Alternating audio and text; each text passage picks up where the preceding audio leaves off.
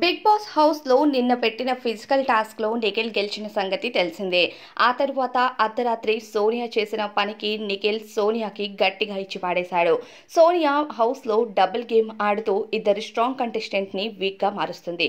House లో నిఖిల్ గెలిచిన తరువాత ఎంతో సంతోషంగా సోనియా దగ్గరకు వెళ్లి ఆమె చేతిని పట్టుకొని నేను గెలిచాను అంటుంది. నా టీంలో పృథ్వీ ఉన్నాడు, నువ్వు ఆపోజిట్ లో ఉన్నావు, ఎవరిని సపోర్ట్ చేయాలో అర్థం కాలేదు అంటే నిఖిల్ అంటాడు, పృథ్వీ చాలా స్ట్రాటజీతో గేమ్ ఆడుతున్నాడు, అన్ని టైంలో స్ట్రాటజీస్ పనికి రావు అంటూ అభయ్కి సోనియాకి చెప్తే వాడికి నువ్వేం చెప్పకరా, వాడు ఎవడి మాట వినడు అంటూ పృథ్వీ కోసం నిఖిల్ దగ్గర మాట్లాడుతుంది.